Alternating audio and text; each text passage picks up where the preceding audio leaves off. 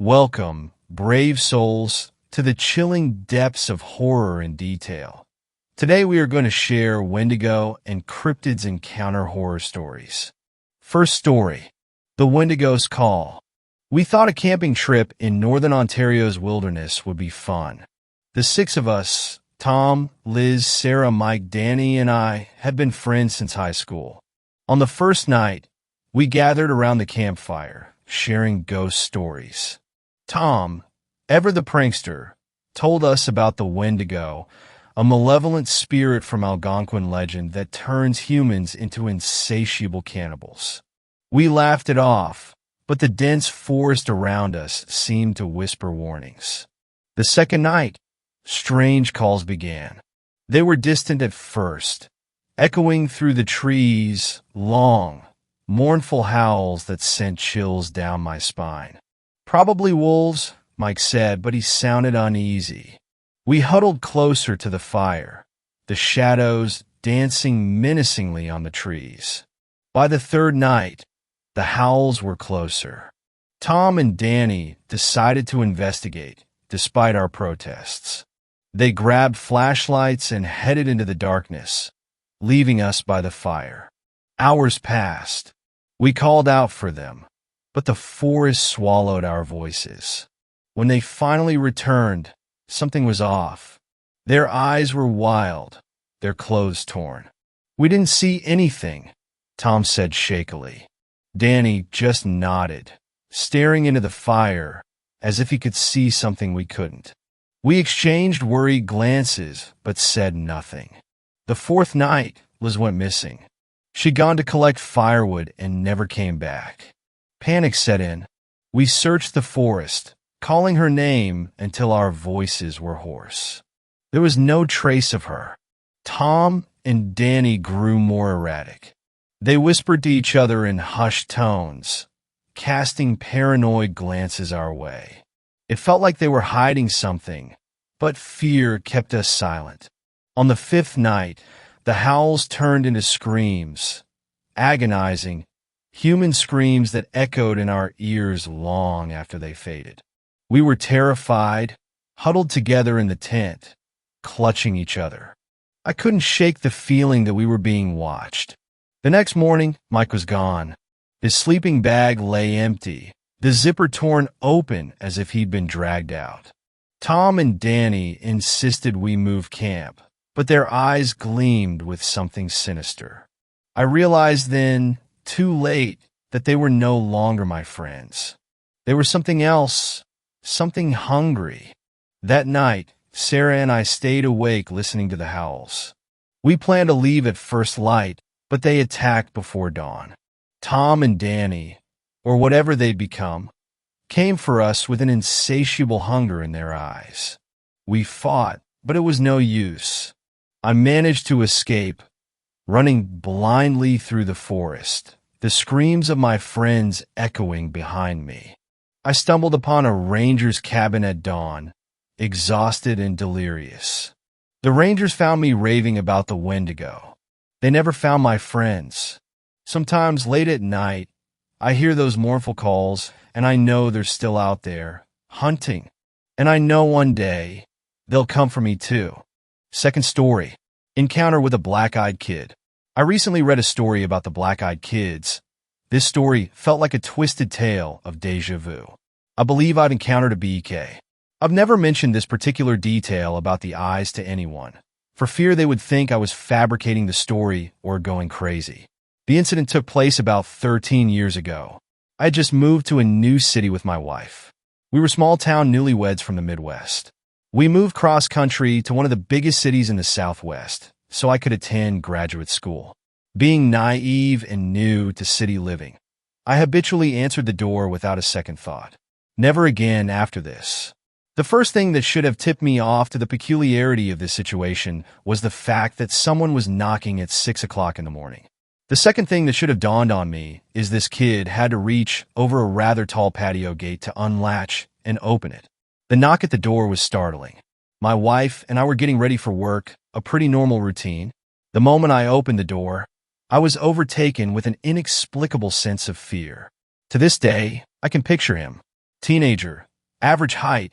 Average build. Knee-length black leather coat. Short black hair and sunglasses. The sunglasses at 6 a.m. struck me as odd, and even more odd. He was eating an apple. He was very polite and asked if he could come in and warm up. I said, no, closed the door, and slid the security chain into place. A moment later, another knock. I opened the now chained door, and before I could speak, he asked again if he could come in and warm up. No, I replied and attempted to close the door. Before the door could shut, he put his hand out, stopping the door on its hinges. He looked directly into my eyes, still wearing his sunglasses, and said, "Can I at least get some ketchup for my apple?" "Fuck that," I reply, albeit a little confused. "Get the hell out of here. My wife is calling the police." He takes a moment to let this information sink in, lowers his glasses, revealing eyes as black as obsidian, and says, "No, you won't be calling anybody."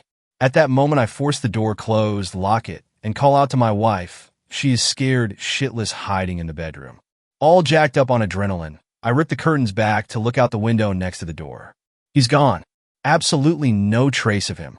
I go out on the patio and check the gate. It's still latched from the inside. That was F up, I think to myself, and as I turn to enter the house, I notice a half-eaten apple lying on the ground. Third story. Wendigos, are they real? I'm Max, a guy who doesn't buy into all that supernatural jazz. My journey across Canada was a quest for serenity, a break from the chaos of the city. But fate had its own plans. I met Sarah on the road to the nearest town bordering the eerie Canadian forest. She's got this easygoing charm, a natural warmth that makes you feel like you've known her for ages. An artist by passion and an adventurer at heart, she seemed to find magic in every little thing.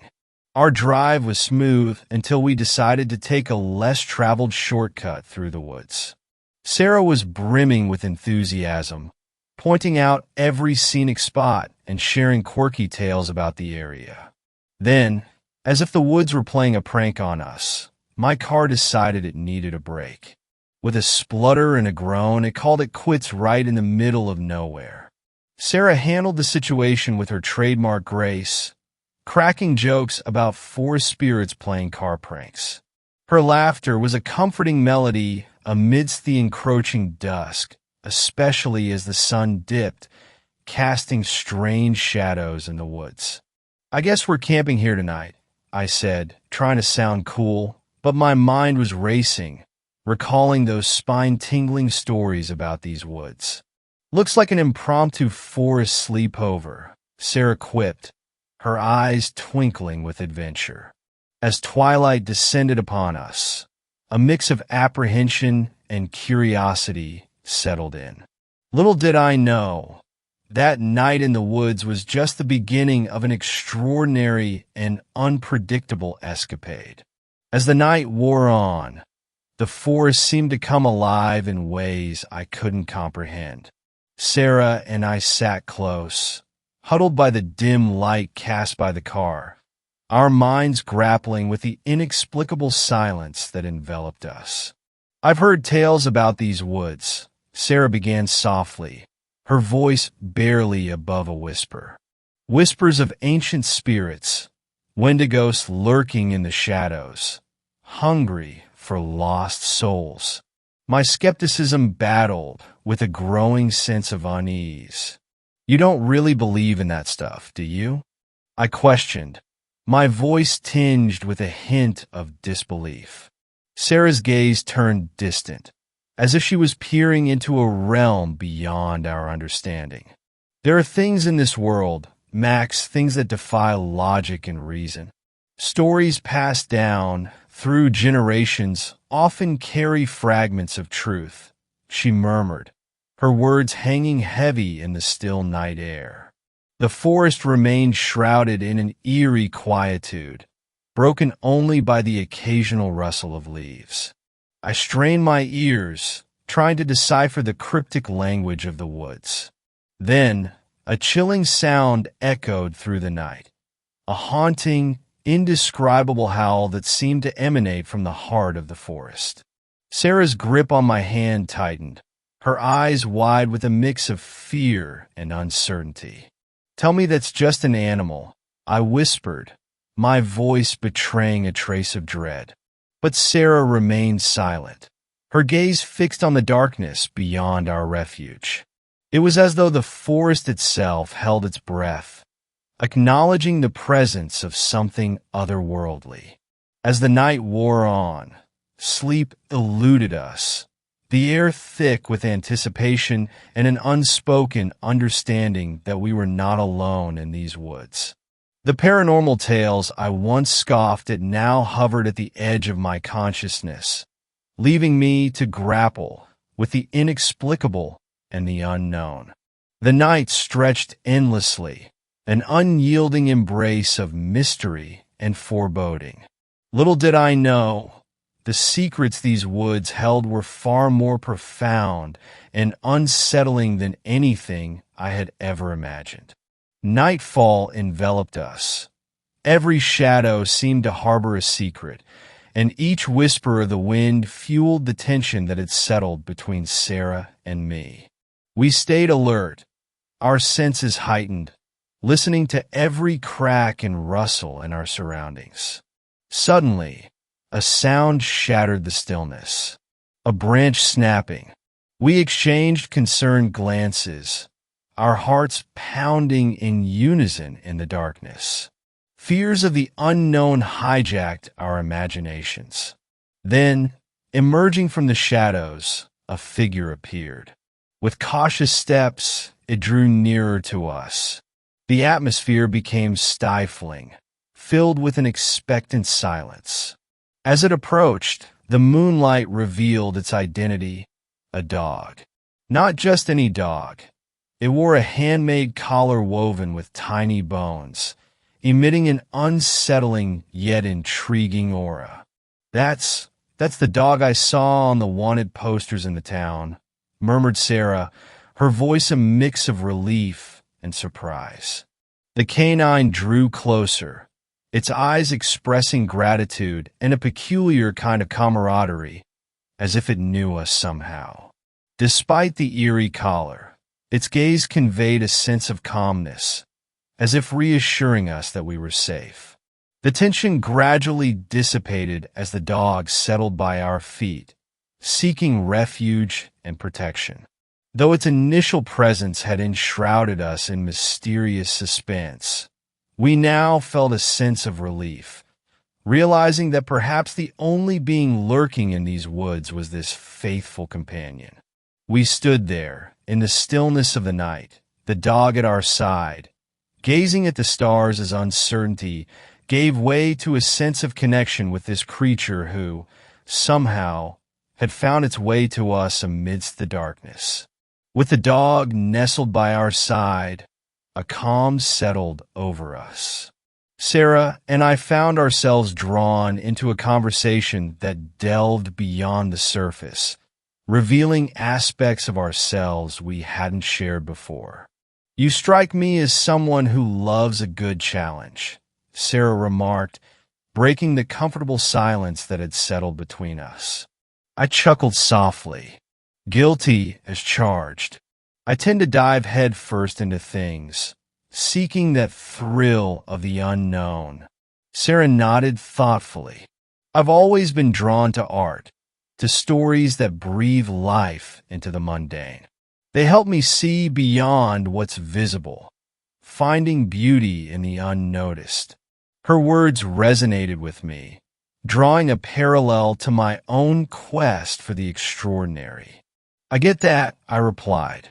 "Sometimes the world's magic lies in the smallest details, the stories waiting to be told." As our conversation meandered through our passions and quirks, the tension of the night seemed to dissipate, replaced by a genuine connection. We shared stories of childhood adventures, dreams we harbored, and fears we kept hidden. "So, what brings you to these parts?" I finally asked, curiosity nudging me to uncover more about her. Sarah smiled softly. "I seek inspiration in the unexplored, There's an energy here, a mystique that whispers tales waiting to be painted. Her words stirred something within me, a longing for a deeper connection with the world around me. I guess we're not that different, I admitted. I embarked on this journey to find a piece of myself I felt was missing. As the night wore on, our conversation flowed effortlessly, each revelation strengthening the bond between us. With the dog as our silent companion, we found solace in the shared tales of our lives, unveiling layers of our personalities under the starlit sky. The night wrapped us in an eerie calmness. Sarah and I were engrossed in our conversation when the forest fell into an unsettling stillness. I shivered, an inexplicable unease settling in my bones. You know, when a forest goes silent, it's rarely a good sign, I muttered, an involuntary chill creeping down my spine. It was a truth I'd learned in my wilderness treks. A silence like this hinted at lurking danger. Before Sarah could respond, a deafening, inhuman cry pierced the silence. The dog bolted, its fur bristling as it dashed towards the source of the sound, disappearing into the dense woods. What in the world was that? Sarah gasped, her eyes wide with alarm. Maybe an elk or something else, I replied, trying to mask my own unease with rationality. But deep down, I knew that sound didn't belong to any forest creature I'd ever encountered.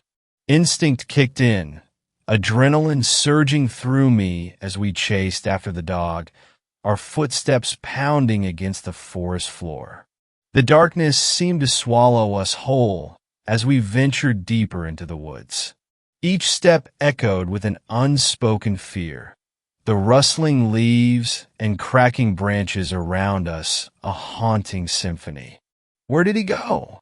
Sarah's voice trembled, panic lacing her words. I don't know, but we need to find him, I urged, my heart racing with a mix of worry and foreboding.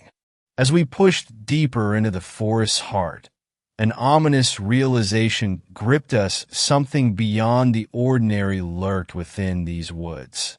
We plunged deeper into the darkened woods. Our frantic calls for the dog met with a haunting silence. The air hung heavy with tension, every step echoing our growing apprehension. Then, amidst the oppressive silence, a thunderous rhythm of galloping footsteps thundered toward us. Panic surged through me, primal instincts kicking in. Run! I shouted to Sarah, the urgency in my voice betraying the fear clawing at my insides. Our feet pounded against the forest floor, a cacophony of terror-fueled steps. The thundering sound seemed to gain on us, getting closer with each passing moment. But in that panic sprint, I stumbled, my foot catching on a protruding root. I pitched forward, the ground rushing up to meet me. A sickening crack echoed through the woods as my head connected with an unforgiving rock, and darkness enveloped me. The last thing I remember is a flurry of movement, Sarah's voice calling out my name in desperation, and the thundering gallops fading into an ominous silence as everything went black. A faint, distant murmur pulled me from the abyss of unconsciousness. My eyes blinked open to a world draped in shadowy hues. Panic surged as I sat up, the dry crust of blood on my forehead sending shivers down my spine. The forest lay before me, desolate and eerily silent. Sarah, I called out, my voice barely a whisper in the vastness of the woods. No response. No signs of the faithful canine companion either. A feeble light filtered through the dense canopy, casting a muted glow. Had dawn broken? No, it hadn't. I realized with a sinking feeling that I'd been unconscious for almost a day. Hours remained until the onset of another night, another cycle of darkness. Fumbling to my feet, a disorienting wave of dizziness swept over me. The world spun as I steadied myself against a nearby tree, a pounding headache pulsating in tandem with my racing heart. I frantically searched for any signs of Sarah, any clue about what had transpired in my absence. But the woods held on to their secrets, whispering nothing but an ominous quietude. Gritting my teeth against the fear threatening to overwhelm me, I knew I had to find her, find some semblance of answers before the shroud of night descended once more. The forest stood poised in a liminal state, caught between the fading remnants of the night and the impending darkness. And in this eerie in-between, I stood alone, with the chilling realization that the mysteries of these woods had only just begun to unfold. Staggering through the silent woods, I felt the weight of impending darkness bearing down on me. The hours had slipped away, leaving behind an ominous hush that settled over the trees like a heavy shroud. I stumbled forward, each step an arduous effort as I fought against both physical and emotional exhaustion. Fear and a desperate need to find Sarah surged within me, propelling me deeper into the heart of the woods. Then, amidst the suffocating quietude, a distant echo caught my attention. A soft whimper, almost imperceptible. My heart skipped a beat. Was it the dog? Could it be Sarah? Driven by hope, I followed the sound, branches clawing at me as I pushed through the dense underbrush. The fleeting light dimmed further, a foreboding chill seeping into the air. As I advanced, the faint glimmer of the moon illuminated a figure lying on the forest floor. Relief washed over me as I recognized Sarah's silhouette, curled up beneath the canopy of trees. "Sarah," I called out, my voice trembling with a mix of worry and relief. She stirred, her eyes fluttering open, but something seemed amiss. "Max, what happened?" Her voice was weak, tinged with confusion. I knelt beside her, my heart pounding with a whirlwind of emotions. "I don't know. We got separated, I fell, and then I woke up alone." A fleeting sense of safety washed over us, finding solace in each other's presence in the heart of this enigmatic forest. Yet, as the last traces of light faded from the sky, the encroaching darkness whispered of untold dangers, reminding us that the night held secrets we were yet to uncover. The chill of the night wrapped around us, a constant reminder of the lurking mysteries in these woods. Sarah and I huddled together, seeking warmth and reassurance amidst the encroaching darkness. But as the night wore on, a persistent unease settled within me, a gnawing feeling that something wasn't right. A sharp pang sliced through my temples, a sudden, intense pain seizing my senses. I winced, gripping my head, trying to ward off the crippling ache. It felt as though my skull was splitting apart, a relentless assault on my senses. I collapsed to the forest floor, the pain overwhelming any coherent thought. Darkness encroached at the edges of my vision, threatening to pull me under. With a desperate gasp, I fought against the encroaching unconsciousness. When I finally awoke, it was to a world cloaked in the eerie glow of midnight. Confusion clouded my mind as I tried to piece together the events. But as awareness flooded back, a stark realization struck me with chilling clarity. I wasn't with Sarah. Instead, the loyal canine companion lay beside me, its gentle eyes peering at me with a mix of concern and familiarity. Panic surged through me as I struggled to comprehend the twisted reality. My mind had played a cruel trick, conjuring a false narrative amidst the chaos of the head injury. I had mistaken the dog for Sarah in my delirium. Frantic and disoriented, I called out for Sarah, the echoes of my voice swallowed by the silent expanse of the woods. But there was no response, no trace of her amidst the shadows that stretched across the forest floor. Reality crashed down upon me like a relentless wave. The impact had not only disoriented me physically, but had shattered the fragile illusion of safety and companionship in this desolate place. I was alone, lost in a realm of uncertainty and unforeseen dangers.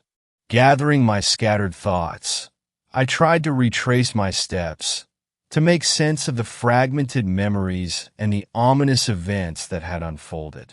The dog stayed by my side, a silent companion offering solace in the midst of confusion. With a heavy heart, I embarked on a solitary journey through the haunting woods, each step a reminder of the tangled web of mysteries that awaited me. The night whispered secrets I was yet to decipher, and the shadows concealed truths that eluded my grasp. As the moon cast its silvery glow upon the landscape, I pressed forward, driven by a relentless determination to unravel the enigma that had entangled me in this surreal and treacherous journey. The clearing in the forest appeared suspended in a perpetual state of desolation. Life had withered away, leaving behind a landscape of wilted vegetation and an eerie silence. My steps echoed in the emptiness, breaking the ominous quietness that enveloped the place. Small scattered skeletons and the complete absence of any animal life painted a disconcerting picture, one that evoked a deep sense of fear within me. My gaze fixated on the cave that stood in the distance, a dark opening that seemed to be the epicenter of this desolation. A cold, damp draft escaped its mouth, like a mysterious whisper calling me toward its interior. My mind grappled between curiosity and the instinctual warning that this place wasn't safe. What secrets or dangers lay hidden within that cavernous darkness? My heart pounded, uncertainty clouding my thoughts. The dog, my silent companion in this surreal journey, remained by my side, its eyes filled with loyalty and an uncanny animal wisdom. Its presence seemed to offer a sliver of courage amidst the darkness. The mystery shrouding the cave was palpable, an enigmatic invitation tempting my curiosity and challenging my prudence. Was it wise to venture into the jaws of the unknown? I couldn't ignore the sense of danger that clung to my intuition. Time hung, suspended in a moment of hesitation, my mind weighing the possibilities while my instincts urged caution. Night was looming, its shadows slowly encroaching upon the clearing, a subtle warning that time was running short. Then, a decision solidified within me, fueled by the need for answers and the will to confront whatever awaited in the darkness. With cautious steps, I approached the cave's entrance, every fiber of my being alert to any hint of danger. The dog emitted a soft growl, its gaze fixed on the cave's mouth, as if trying to warn me of something invisible to my eyes. Its gesture reignited my unease, but an indomitable impulse pushed me forward. With a deep breath, I crossed the threshold of the cave, plunging into the darkness that devoured the light. The air grew denser, laden with an earthy and mysterious aroma, as if it were imbued with centuries of secrets held within the earth's depths. The echo of my footsteps reverberated against the rocky walls, my hands feeling the cold contours of the cave, searching for any clue that might guide me. The darkness was overwhelming, but a glimmer of determination burned within me, propelling me forward in search of answers. Each step was a challenge, an internal struggle between the desire to uncover the truth and the terror of the unknown. The cave seemed like an endless maze, its secrets hidden in the shadows, waiting to be unraveled or forever guarded by the veil of mystery. The dog remained by my side, its comforting presence amidst the dimness. Its animal senses seemed alert, its eyes scanning the surroundings as if anticipating some hidden danger in the darkness. A distant whisper echoed in the cavern, a barely perceptible murmur that enveloped my senses with a sense of unease. Was the cave witness to an ancient secret, or was it the dwelling place of something more sinister? Time blurred in the darkness, each minute feeling like an eternity as I ventured deeper into the cavern's depths. More and more, the sense of intrigue mingled with the palpable fear that stirred in the rarefied air. Amidst the blackness, a revelation materialized. The challenge of the cave lay not only in its nooks and passageways, but in the enigmas and dangers that lurked, concealed within, challenging my courage and sanity. As I ventured deeper into the cavern, shadows danced ominously on the walls, amplifying the eerie silence that enveloped the space. The air grew heavier, thick with an unidentifiable scent that sent shivers down my spine. Then, in the dimness, shapes began to emerge, bodies strewn across the cave floor, a macabre sight that froze the blood in my veins. My heart sank at the grim reality of death that surrounded me. Amidst the lifeless forms, a sense of dread gripped me as I noticed Sarah lying unconscious but miraculously alive among the corpses. With urgency coursing through my veins, I hurried toward her, intent on rescuing her from this haunting place. But as I approached, the dog, sensing something amiss, grew restless, its bark piercing the oppressive silence of the cave. Before I could reach Sarah, a bone-chilling presence filled the cavern, an entity that defied the laws of nature and reason. The Wendigo, towering over 2 meters tall, its form contorted and unsettling, staggered into the cave, its very presence a manifestation of primal terror. I retreated, seeking cover among the lifeless bodies and foliage, my breath hitching in fear. The Wendigo's ominous aura seemed to suffocate the air, its looming figure casting a malevolent shadow over the scene. My heart pounded in my chest as I watched in horror. Hidden from view, as the monstrous entity approached the dog, its movements predatory and menacing. The poor creature's barks turned to whimpers, a futile attempt at warding off the inevitable. With a single, brutal strike, the Wendigo ended the dog's life, a sight that pierced through my soul like a dagger. I clenched my teeth to stifle a cry, a wave of helplessness washing over me as the creature began to feed on the life it had just extinguished. Terror rooted me to the spot, my body trembling as I bore witness to the gruesome spectacle unfolding before my eyes. The Wendigo's insatiable hunger was a harrowing sight, its savagery a stark reminder of the unfathomable horrors lurking within these accursed woods. I prayed for some semblance of escape from this waking nightmare. But the darkness of the cave held me captive, a silent witness to the unspeakable brutality of this unearthly being. The plan had formed in my mind, even amidst the horror unfolding before me. With determination, I approached Sarah, assessing her delicate condition. Her injured leg was a concern, and her unconscious state added a layer of difficulty to our imminent escape. The creature, oblivious to my presence, had retreated from the cave after its grisly meal. I knew I had to act swiftly before it returned in search of more prey. Carefully, I lifted Sarah into my arms, her body light but fragile. Concern for her well-being mingled with the urgency to flee that accursed place.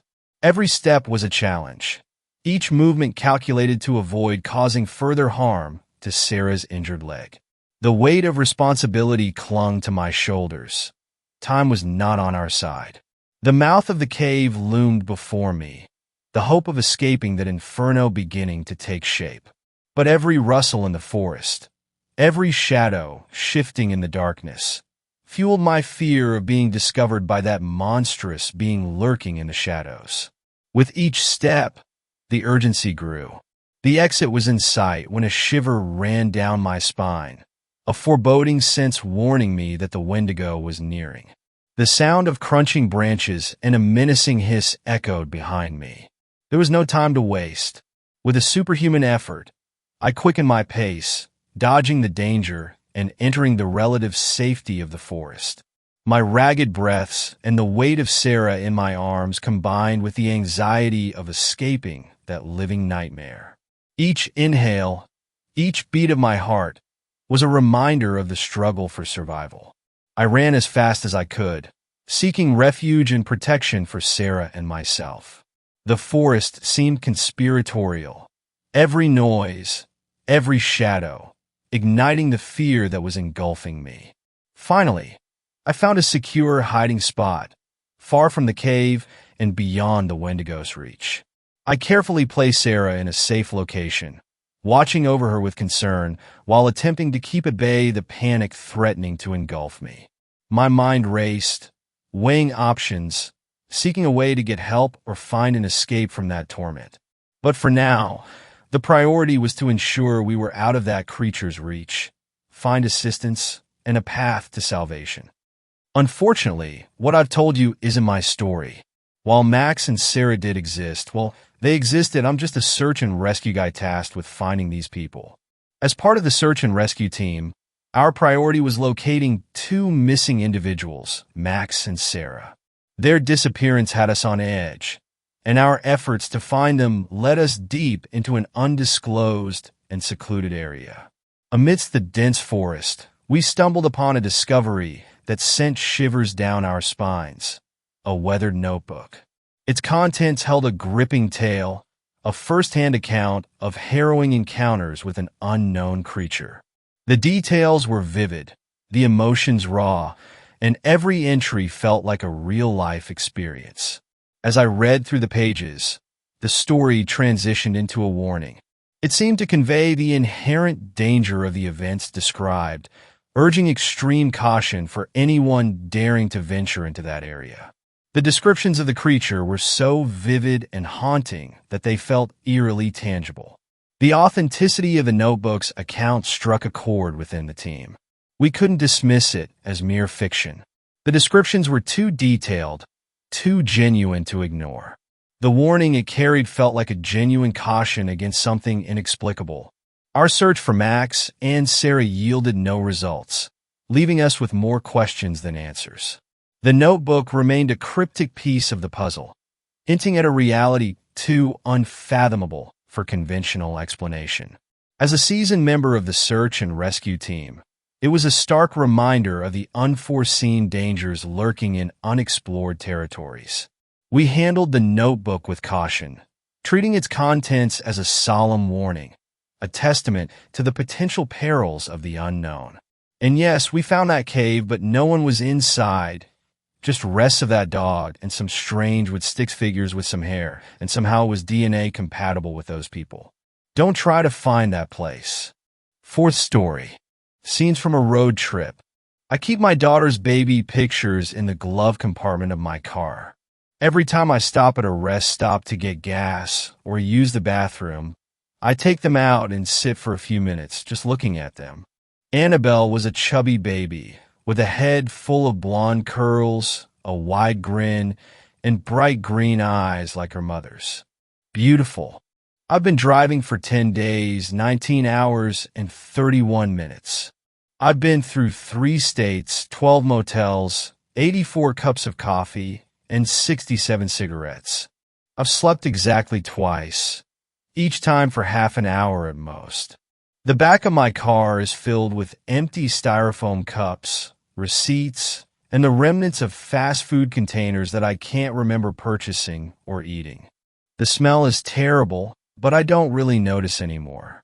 I'm retracing the path that Annie and her boyfriend John took on their way to visit John's brother, at the University of Texas. However, my trip is slower, with no real end in sight. I don't have anything to go back to.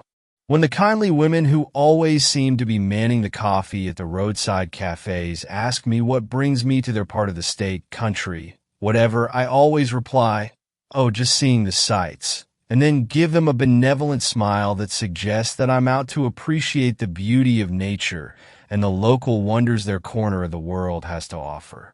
They like that. I'm a nice man, and they give me lots of free refills. No one pays attention to the shadows under my eyes or the stubble on my chin. If anything, those make me seem rugged, mysterious, and handsome, a good catch if they were 20 years younger. More than once, I have been asked if I'm married, because I have a daughter around your age, a real sweet girl with a great personality. When this happens, I just smile, sip my coffee, and sometimes answer, "Not anymore." More than once, this has earned me pursed lips, eyes wrinkled in sympathy.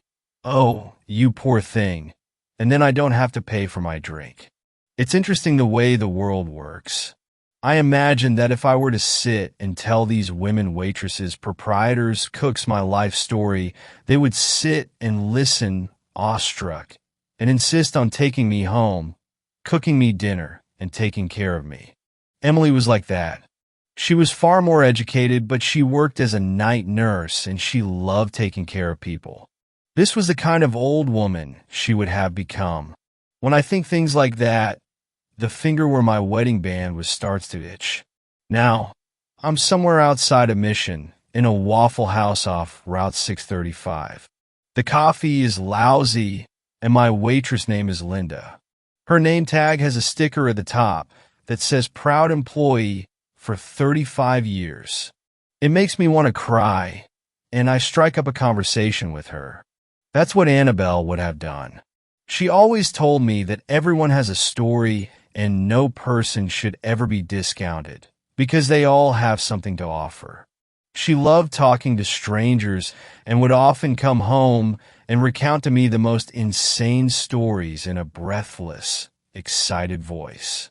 An old man who lost a leg saving a friend's life in Vietnam. A girl that had taken up stripping to put herself through design school. A homeless man convinced that he was the next president of the United States. That last memory makes me smile, and when Linda playfully asks why I'm smiling, I say, "My daughter would have loved to meet you. I bet you have some stories."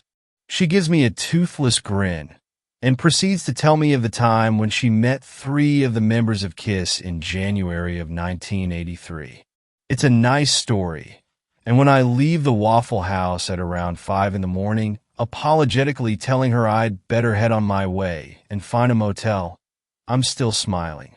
I leave a small token of remembrance in the parking lot, since I doubt I'll ever be back. I drive through Mission for a little while before merging back onto the highway. It's a lovely day, and I feel like there's a song in my heart. With every mile on the journey, I feel lighter. It's been a while since anyone at a rest stop has asked me why I look so sad. I leave souvenirs at every stop I like. In a way, it doubles the happy memories, and it gives the place something to remember me by while I take some of its happiness with me. It's a good feeling. No, it's a great feeling. Annie will be proud of how I'm doing. She always liked to see her father smile. Annabelle was 17 and in her senior year of high school. Her laughter sounded like bells, and she wanted to be a veterinarian. Her dream was to study biology at Texas A&M and then move out to a farm and take care of horses. It was such a little girl's dream that me and Emily had often laughed together, saying that she would never grow up. Grow up she did, though, right before my eyes. And when she announced that she wanted to take a road trip with her 19-year-old boyfriend to visit his brother in Texas, it was all I could do not to refuse outright and lock her in her room for the foreseeable future. It wasn't that John was a bad guy. I like him. He was bright, with a full scholarship to the University of Illinois to study business. He was always courteous, opening doors for Annabelle and Emily, standing whenever either one of them came into the room, and he loved his family, which boded well for his relationship with Annie. But I couldn't acquit myself of the notion that I was letting some college punk take advantage of my baby. It was Emily who convinced me, reminding me that Annabelle had always made responsible decisions in the past, and that we had no reason to suspect anything untoward of John. He was just taking a trip to visit his brother and giving his girlfriend a chance to visit her dream school at the same time. In the end, I had to agree. It made Annie happy. I stopped to pee at a McDonald's and leave another token in the bathroom. There's no sentimental value, but the feeling of lightness is addicting, and I rationalize by thinking how much I appreciate that they leave their restroom open to the public. I get back into my car and drive on. Miles to go. Annie called me every day from the road. The weather was beautiful. She and John were having a great time. She was so excited. Thank you, Daddy, for letting her go. Emily politely refrained from saying, I told you so, and my heart could have burst to hear the joy in my little girl's voice. Aside from a couple of trips to Disney World when she was younger, Annie had never been out of Illinois. I couldn't help but feel a little grateful to John for taking her on her first big adventure. Maybe this was someone I could trust with my daughter's heart after all, a genuinely good guy. Until the day she didn't call. No one ever would have imagined John would have a temper, not even John himself. I don't know what they fought about, and John was never able to articulate it, but I can picture it. Annie's eyes widening as she shouts. John's cheeks flushing as he slams his fist on the steering wheel. The angry toss of Annie's hair as she storms out of the car at a rest stop on the Kansas/Missouri border. The squeal of John's tires as he pulls away and leaves her there. No one ever would have expected that either, but it happened. I'll buy a Crunch bar from the 24-hour Mapco and eat it in the car just staring. The attendant's eyes are sunken and rimmed with dark circles, and he tells me to have a nice day. It's 3 a.m. John called Emily from the police station in tears. He said he had driven angrily for maybe half an hour before he came to his senses and found an exit to turn around. By the time he got back to the rest stop, Annabelle was nowhere to be found. I left Emily to mind the house and took a red-eye down to Kansas to meet with the police. They assured him that they were doing everything in their power, and I believed them. I patted John on the shoulder, told him not to worry, and sent him home sure that everything would be fine. They found the first pieces 24 hours later. There were fingernails and bits of hand on the side of the road. They found part of her torso a few miles away. A foot with the toes painted to match their fingernails in Kansas City. Her heart was in a dumpster in Carthage. I didn't tell Emily. I wanted to wait until they were sure, prayed that they were making a mistake. They found her head in Wichita, golden curls matted with blood and part of the scalp missing. Only one green eye was recognizable. The other was a shredded ruin. When I got home after identifying the body, I found Emily hanging from the balcony. Her tongue was purple. She'd been there for hours. I found a note. She blamed herself. Nadine, the waitress, pours me another cup of coffee and asks what brings me to Oklahoma. I tell her that I'm just passing through on my way to Texas. It's a long trip, she says, but I tell her I have all the time in the world. Pieces of my daughter had been scattered across 2 states.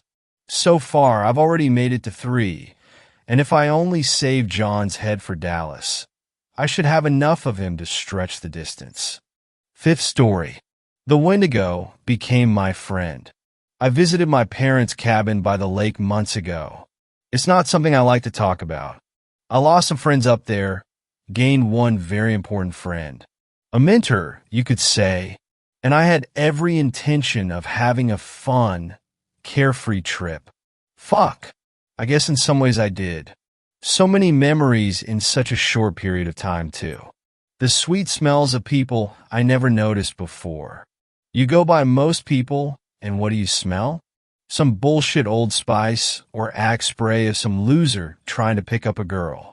But humans are so much more than these modern smells.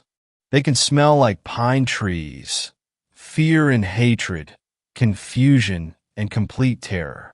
There's a whole universe of sweet smells out there that most people miss. I didn't discover this until my trip to the lake. For the first day, everything went like I expected. My girlfriend and a couple of friends were having fun hiking and camping out. We were all having a blast until the rainstorm hit. I've never seen so much rain in my life. It came down in sheets, and we barely made it back to the cabin. Kevin tripped and fell. Bobby yelped and said he wanted to go home. My girlfriend made it back to the cabin first. She held the door open for everyone else. Once inside, we made sure all the windows were locked to prevent water from coming in. Trouble was the roof started to leak. We lit candles because there was no electricity. Fuck, Kevin said. We're all going to drown. Calm down, Kevin, my girlfriend replied. It will take months for the cabin to fill up at this rate. We're going to be fine. Kevin was completely right, except water wouldn't be his demise. Bobby didn't say much. He looked like a scared child in his corner, and he leaned forward on a rickety chair, biting his nails. We were all lost in our own thoughts.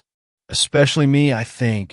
I was having thoughts I had never experienced before, thoughts of devouring everyone in the room in a rush of blood and destruction of the flesh.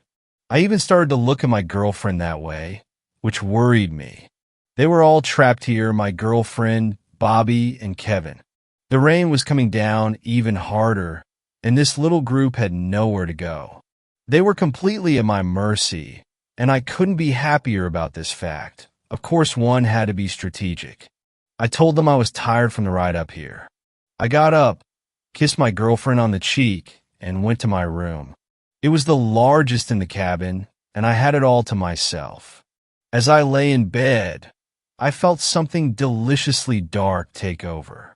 I knew without having to confirm with some meaningless scientific instrument, the Wendigo inhabited the room along with me. Hello, Jason. How are you feeling today? The Wendigo asked. Its voice was gravelly, a little off-kilter. Okay, I responded. A little down? Could it be that you have a craving for flesh? I thought about his question. Really thought about it. Some philosophers considered suicide to be the greatest philosophical question, but I disagreed. The human action most on my mind was whether or not to rend flesh from bone. The horned thing stared at me from across the room with piercing hollow eye sockets. I felt a feeling which seemed so lush and dangerous that I knew it wasn't good for me.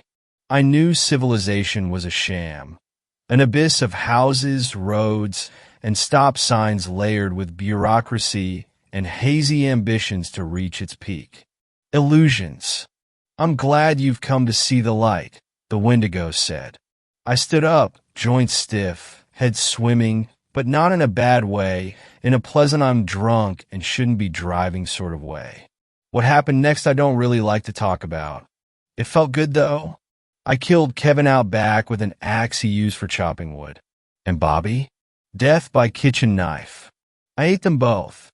I picked their bones clean, leaving them so bare and white you could put them on display in a museum.